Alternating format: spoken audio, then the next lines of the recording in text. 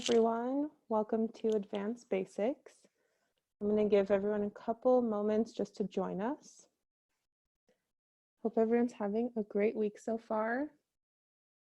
It's been another week, but it's almost Friday, almost the weekend. All right, looks like everyone's here. I'm going to go ahead and get started. So as I said, welcome to Advanced Basics. It's great to see you all, whether you're joining us after the Getting Started webinar or you're just looking to dive deeper into what Poll Everywhere can do for your presentations. My name is Abby. I am your host today, and I'm also the product marketer here at Poll Everywhere.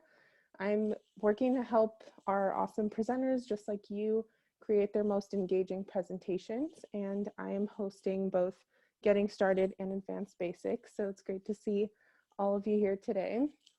You probably already know about our different activity types to keep participants engaged during meetings, classes, or events, especially as everything transitions to virtual right now. The goal of today's session is to give you a look into more of the advanced features of Poll Everywhere that will help you take that engagement to the next level and really make it actionable. We'll follow the order that I recommend to make sure you're all organized and set up for success before, during, and after your presentation. So as I mentioned, I'll be building off the topics we discussed during Getting Started.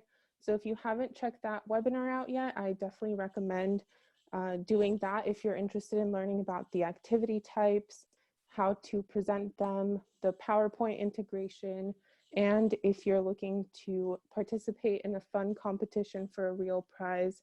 We do all of that during Getting Started, and they're every other Thursday, just like Advanced Basics, but at 11 a.m. Pacific. Before we get started, I do want to let you know that some of the features I'll be talking about today and some of the level of customization will depend on your plan type. So if you're interested in learning more about what features are offered for different plans, feel free to head over to polleverywhere.com/plans or reach out to support, which I will talk about towards the end of the presentation, but we're always available to answer any of those questions. Some of the topics we'll be covering today will be more applicable to the account admins, whether you're on an organization-wide account or you have other presenters that you're sharing activities with. We'll be covering all of those settings and functionality to help you collaborate more seamlessly as well. So a couple of housekeeping notes. Today's webinar will be recorded, and after it's over, we'll be sharing a link to the recording along with some helpful resources. And towards the end of the session, I'll be pausing for questions. So as I go along, feel free to drop any questions you have in the Zoom Q&A box that is available to you. I wanted to include this specific slide for video conferencing. You might have seen this if you joined us at Getting Started last week, but I think it's really important right now to understand how Poll Everywhere works with video conferencing software. So currently we're on Zoom, as you can tell, but these are just my tips to ensure that you present successfully at your next virtual presentation. So the key here is definitely to share your entire desktop screen, not just one window. That really makes it a lot easier, and it's also why we recommend closing any unnecessary apps and muting all notifications so that participants aren't distracted. So with that, let's dive into the agenda. We're covering 4 key steps you need to know to customize your presentation and really help it fit to your unique goals. We'll start by talking about customizing account settings, which will help you really save time and effort in terms of creating activities. You can set all the defaults in advance so you don't have to go back in every time you create an activity. We'll also talk about registering participants so that if you're concerned about sharing the material with only the people that you want it to be shared with, we can go over how to do that. Then we'll talk about creating special types of activities called surveys and competitions, which are a combination of all the other activity types that we talked about during getting started. We'll create a couple of those, and then I'll show you how to insert them into Keynote and Google Slides, which are the two that we haven't covered yet in this series. And then we'll talk about managing live responses, which means moderating them before they're shared on the screen for everyone to see. And finally, I think the most important step, honestly, is generating reports and actually gaining insight into the responses that you got to drive meaningful change after the presentation is over. So with that, let's do a quick warm-up activity to get to know you all. So head over to polev.com/webdemo on your mobile device or on your computer, wherever. We also have apps if you already have those installed, but this is a great way to participate. And let's do a quick question just to get to know your experience level with Poll Everywhere. Have you already tried it out? Are you a beginner? Maybe you're more on the administrative side and are responsible for managing the account settings and teams. All right, it looks like most of you are familiar with who we are, what we do. That's awesome. Some of you are looking to learn more, so that's great to know. And I hope that today's session is really helpful for all of you. All right, so with that, let's go into our account so that we can talk about the account settings first. I think that's a really important place to start because that will affect how you create activities going forward. So you've probably already seen this dashboard if you've logged in or if you joined getting started. We talked about it in pretty good depth last time, but we're going to go into the account settings now. So the first tab we're going to go to is My Settings. So again, I'm on an enterprise level plan, which means that I have multiple users all on one account.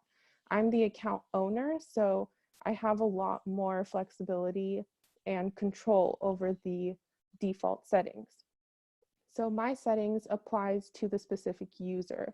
For example, me as web demo. Every user will have their own My Settings tab, but not everyone will be able to manage the account-wide settings. So here is where you will set your unique URL, your login information, your phone number, your time zone, all of that basic information that is critical to your account. Then you have your activity settings here, which is where you can set a template activity if you prefer not having to duplicate the same work, like setting backgrounds, logos, and just those kinds of visual settings. You can set that template here. You can set how long an activity is activated or remains activated by default if you don't manually deactivate it. It's where you can basically take that configure panel, if you're familiar with what that looks like when you're presenting an activity, and just set all of those as default so you don't have to edit those settings every time. If you have any specific questions on any of these options, feel free to drop that in the Q&A and I'll get through those. But these are the who, how, and when can people participate in your activities. Next, we have your connected accounts. That's just a basic tab. I'm connected to Slack, for example. Next, we have the branded response page, which is where you can edit the user interface for the participant side. So how do you want the wait screen to look? How would an open-ended question look like to the participant?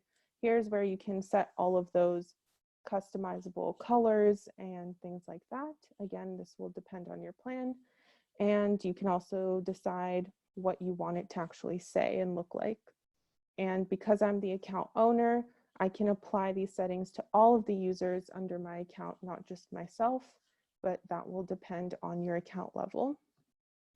Next, we have international text messaging. So we're based in the United States. We only have US selected, but if you're international, here's where you can enable the phone number where people can respond via SMS.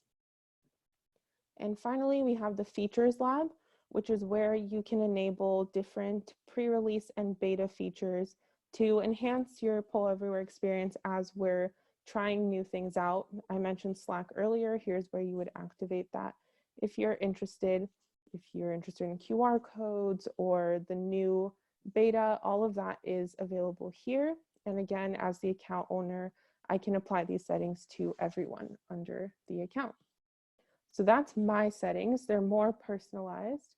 Then account admin is all of the settings that applies to everyone on the account.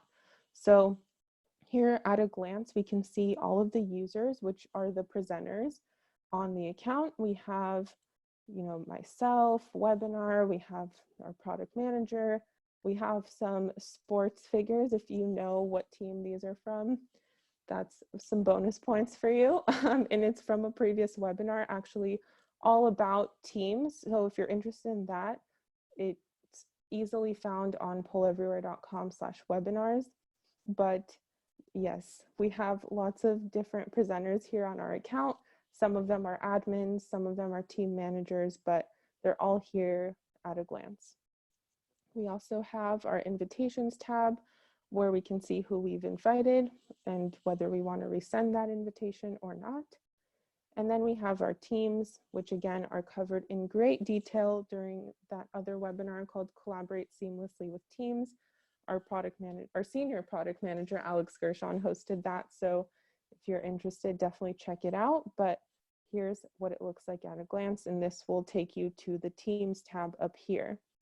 So heading back to account admin, that's our user settings and user permissions dashboard. Next, we have our account-wide settings. So these are more high level than the My Settings tab.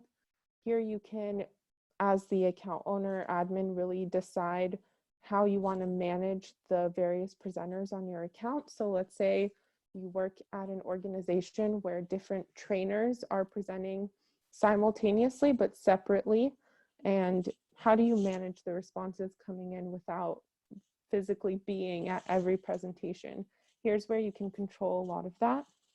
So maybe you don't want to allow your users or presenters to create open-ended or Q&A activities to kind of limit the back and forth and the moderation. You can disable that here.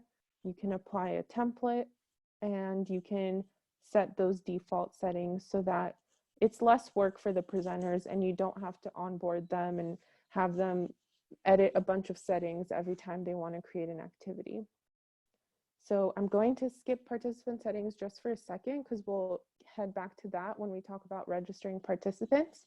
But privacy settings, this data retention is an enterprise level feature where depending on your organization, you may want to delete data after a certain amount of time. This is very customizable. You can also make all of your activities private, which means they're not discoverable as easily, for example, on search or with just anyone who happens to find them somehow. But I set them as private, and you can also decide whether you want to show phone numbers or not when people are responding via SMS. And then other settings, maybe you don't want your presenters to access the features lab and enable different features that they're not familiar with yet, or they're not fully, baked, I would say. Here's where you can disable that setting and disable Teams if you prefer. So all of these other tabs I think are pretty self-explanatory. Authentication is just for single sign-on, which again is an account-wide, organization-wide setting where you can sign on with a specific system. Plan details, payment method, and order history are all of the details you need for billing and such. So participant settings, heading back here, as I mentioned, we've been talking a lot about your presenters on your account, but you can also manage who can actually participate in your activities. So right now, I don't limit who can participate in the activities that I make on web demo because I want the webinar attendees to be able to access them easily. But if, for example, you're only presenting to a certain class in your university or a certain group of people at a team meeting in your company, I would recommend registering participants in advance so that you can always trace back responses to them and kind of hold everyone accountable and not have to worry about anonymous users that you don't know who they really are. You can definitely enable anonymity, which really promotes a lot more honest feedback. But in terms of tracking back to certain users, if you want to follow up or grade their responses, I definitely recommend registering. So here's where you would enable only allowing registered participants to participate, or whether you want them to set their own screen names. Things like this are all under this tab here. So those are the basics of the account settings. Again, feel free to drop any questions that I may have missed into the Zoom Q&A box. But for now, I'm going to head into the Participants tab to show you how to actually import participants and assign them to different groups. So here's our demo participants. We have two groups, Advanced Basics and Getting Started, just as an example, so you can see how groups work. So what I'm going to do is add new participants. So because I enabled participant self-registration, what I can do is just share a link and have participants create an account on their own. It's not as consistent as manually importing them via CSV or connecting to an LMS, because they can set their own usernames. They can use whatever email they want. If you want to have more control over that, then these two options are for you. So I'm going to go over importing via CSV. All you have to do is follow some quick steps and you'll have participants in your account. So you start by downloading this template. I already did that just for the sake of time, so you didn't have to watch me type a bunch of names, but I downloaded the template and it came with these titles already pre-filled: email, first name, last name, password, phone, and some more custom fields. These are the only three that are required. If you want to set passwords in advance, you could do that as well and just let the participants know how to log in. But here's some 4 sample participants that I already inputted.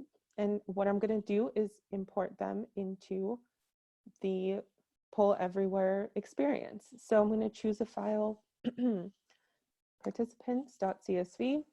I'm not going to email the login instructions because those aren't legitimate emails. Don't want to cause any issues. And then if you're importing, for example, only one class, you can just assign them to a group right up front. But because I have some people in a company, some in the university, I'll show you how to assign to groups once they're already imported. So I'm just going to click continue, and that will process the file. It'll give you the participants that you've imported, and these already exist in my account, so they're going to merge them, but you can obviously, if they're new, they will be imported as new participants. So then once you've verified, there they are, successfully imported. Let's head to the Participants tab and they should show up. There they are. So now what I can do is quickly assign them to the groups. So let's say the 2 students are in Advanced Basics and the 2 colleagues are in Getting Started. Now if I only select, let's say, Advanced Basics, there they are. I can export them and do whatever I need to do.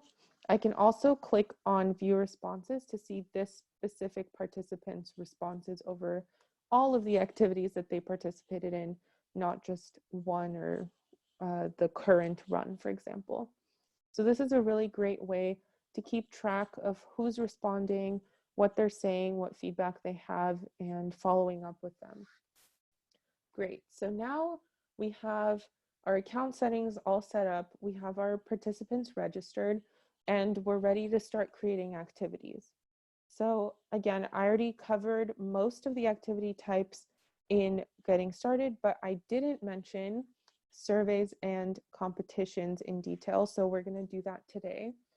So what a survey is a combination of pretty much most of the other activity types. We have multiple choice, word cloud, Q&A, clickable image, open-ended, and ranking. And what you can do is create a series of questions that the participants would respond to asynchronously.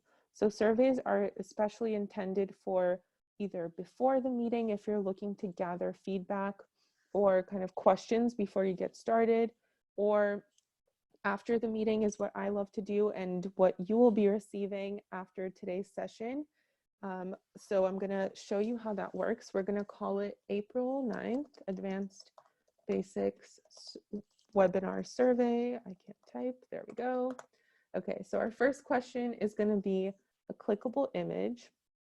And I'm going to choose the map just to make it easy. And I'm going to ask, where on the map did you join us from? And then I'll add another question, a multiple choice, and that would be, how would you rate today's session on a scale of 1 to 5? And I'm going to add our 5 options. Just like any multiple choice question, you can grade any of these, mark any of them correct. You can add images. You can rearrange the order just by dragging and dropping. All of that functionality is still in place. And then I'll do one more, an open-ended. These are always my favorite. Just want to know any feedback before the next one. So I'm going to assign this to our April 9th webinar, and I'm going to add another activity, which is our competition. So there's a survey. It's just a combination of different activities. And the key is that I would recommend only sending these out asynchronously rather than presenting them live during the presentation. But a competition, on the other hand, is also a combination of only multiple choice questions, but definitely recommend presenting those live. That's probably their most exciting element, is how interactive they are. So for today's session, I'm just going to do some quick poll everywhere trivia, and I'm not going to actually host this competition because you'll see me grade or mark responses correct, so that won't be as exciting. But if you want to actually participate in one, check out Getting Started. We do a themed one every other week depending on what's going on. We've done National Siblings Day. That was our last one.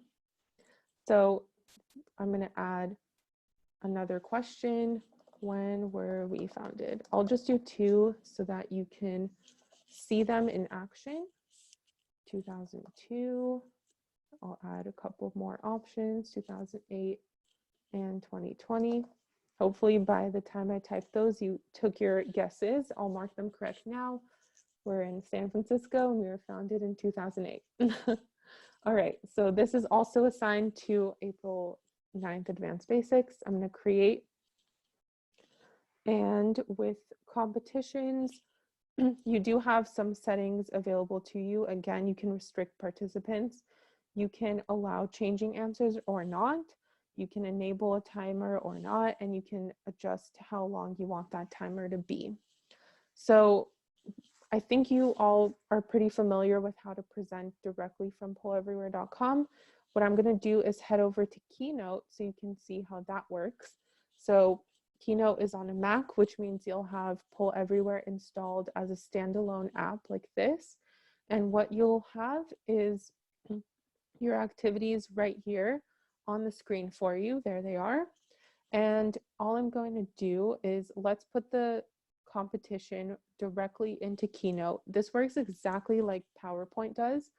I'm just going to choose where I want to insert them. So let's say after this web demo slide, I'm going to insert my competition. And you'll see that it's actually 9 slides, which you might be surprised at, but you'll see in a second why it's so many slides. This is unique to competitions. Basically, for every question, you actually have multiple slides that reveal the answer first, or they hold off before revealing the answer. You'll see that in just a second. So if I head to this slide now and press play, enter full screen mode, I head into the next slide. And here's the first one. It's a title slide. Then we have our first question. Then we have the answers, or the answer options, but locked, or not locked, with responses hidden so that no one can see what the correct answer is or what anyone else is responding. And then we have the correct answer shown. After that, we have a leaderboard. So, and that happens for every single question in the competition, which is why we have several slides per question. So for inserting into Keynote, again, it's just a matter of clicking the checkbox and hitting insert. You can always create new activities directly from the Poll Everywhere app as well. And this is pretty much the exact same interface as you saw in creating a poll on polleverywhere.com. So again, any questions on that, feel free to drop them in the Q&A box. So heading back, now, in terms of Google Slides, I just want to call out that you can always see all of the apps that we have available here on the left-hand side. So for Google Slides, it's not actually a matter of downloading an app, it's a Chrome extension. So once you have that all done, what you'll see is Poll Everywhere in your ribbon here on the top. And just like in Keynote and PowerPoint, you can either insert a new activity, or you can either create a new activity or insert an existing one. So let's say insert activity. Here are those same activities we saw in the app, just built into Google Slides. So I can do the same exact thing for the competition here.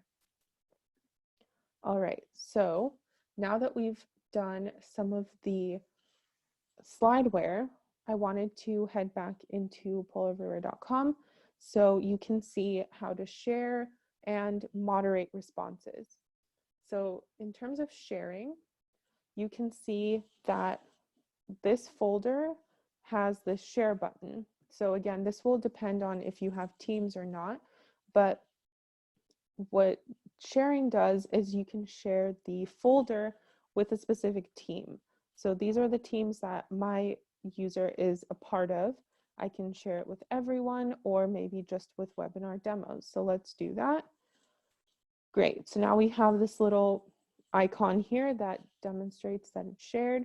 And what that means is that everyone on the webinar demos team can log in, head to their shared with me tab, and present these activities as if they were their own. They won't be able to edit them, but they can present them. And that's great for collecting a bunch of responses and having more data consistency without having to duplicate a bunch of activities all the time.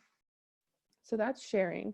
And then another really cool part about having teams is you can moderate together. So here I created just a basic open-ended activity. What's on your mind? Feel free to respond. That will help me demonstrate. And I'm actually curious. So for moderation, this is what we've done so far is prep for the presentation, right? So we've had account settings set up, we've invited all of our participants, we have our teams, our presenters are all good to go. Now, during the presenter experience, maybe you don't want to automatically show everyone's open-ended responses share it with everyone that's in the meeting or at the event or wherever they might be. So what I'm going to do is enable moderation. And what that does is instead of just automatically displaying results on the screen, I, as the presenter, see all of your responses, but you don't yet. So what I can do is make all of these visible because these are all great. I love that 2 of you are hungry, maybe for pizza. I'm also always hungry for pizza. And yes, you can definitely respond again, please do. Then what you can do, you can also enable or disable any kind of profanity filters. We have a word bank where we try to do our best to either censor, with like asterisks, or to block responses with profanity completely. You can also decide whether you want to allow emojis or not. I always love emojis, so I keep that on. I can't think of a reason not to for myself personally. And then what I was mentioning was team moderation, which is a really cool feature and I think is really helpful, which allows a teammate to actually do all of this monitoring for you. So you don't have to sit here and enable every single question. You can focus on presenting while whoever has this link can log in and just do it for you so that you can focus on the presentation. So to answer some of your questions, yes, emojis are allowed. Feel free to respond with those. Pizza, again, love that. The recording will be sent out in an email after the webinar as soon as it's ready. All right, so that is moderation. And then the last thing I wanted to talk about today is reporting, which, as I mentioned at the beginning, I think is one of the key features that you shouldn't forget about, and that really leads to a lot of change in the organization as a whole and in your material. Maybe if you're a teacher or a trainer, you need to know how people are responding to your activities so you can gauge where they were the most engaged, what resonated most with them, how you should respond to different feedback. So all I did was head into the report section, and I'm about to generate a new report for today's session. So I will do an executive summary. That's a really great way of just seeing everything at a glance. I'm going to choose that, go into my activities, April 9th. I'm going to select everything except for the survey and competition because those don't have any responses, which makes sense. And I'm going to load the report. So here I'm going to immediately rename this so I don't forget, April 9th Advanced Basics. And here we can see per question how people responded overall, what the overall engagement level was, and what the responses were. So this is a great way to see just how you did, I would say, not per participant necessarily, but just overall. You can also always add any other activities that you might have missed or are curious about. You can select whether it's this specific session or run or all of them. So even if I had cleared responses during today's session and then reused these questions for another Advanced Basics webinar, what I can do is select all runs and compare across the times to see maybe there were some differences. Then you have some report options that are more specific, and you can also select presenters. Again, if I had shared this activity, which I did, but if someone else logged in and presented it as well, then I could combine and see how responses differed between the two or more of us. So here, then you can download or print these results. You can also change the report type at any time, so you can see individual responses. And again, by registering participants in advance, this really helps because you won't have anonymous users. You can see a pivot table that's graded with scores and participation. You can see response history per participant, and you can export a grade book. So again, with the LMS integration, or if you want to do that manually, this is a great report to use for that. So that's reporting. I hope that is helpful to all of you, and I hope everyone uses that because, again, I think while you're presenting, especially now with everything being virtual, it's pretty hard to have those follow-up conversations after a class or a meeting, you know, when everyone's kind of leaving, filing out of the room. So this is a great way to be able to really understand how people responded, what they want to see next, and if there are any action items for you as the presenter to reach out and follow up on. Great, so that is the most of what I wanted to cover today. I'm going to head back into my presentation and let you know about support, which I mentioned earlier. Our support team is always here to help you with anything you need related to your account. If you have any follow-up questions after today's session, then these are the people to reach out to. We also have a lot of help documentation and resource guides for specific features and customizable settings within your account. So with any question, feel free to head over to support and ask those there. But for now, I'm going to do the Q&A for today's session. Hopefully you have a lot of questions because this is my favorite part. All right. Can you add different clickable images and can the participant's name be shown? So yes, you can definitely add your own clickable image. I go over clickable images in detail during getting started, but just to show you a little bit more on that, when you're creating your clickable image, there we go. Oh, 1 second, there we go. You have the option to upload whatever you want from your file directory. And in terms of showing participants' names, currently it's only a little marker as you see here, but again, with reporting, you can actually see whose marker is whose. If a teammate is moderating on the Poll Everywhere site, will this show up on the Google Slides? So the responses will only show up as they're approved by the moderator, no matter where you're presenting from. So you should have the teammate manage those on their own and then talk about the responses as they show up on the screen. On the clickable images, can people use the text cell phone or do they need to sign in? You do need to sign in, or not sign in necessarily, but just unless you have registered participants enabled, but it is a web-based question rather than an SMS activity type. Any other questions? I'll give you just a couple more moments here before we end today's session. I definitely want this to be as useful as possible, so feel free to drop those in. Great. All right. It looks like that's it for today. If you have any follow-up questions, again, feel free to reach out to support.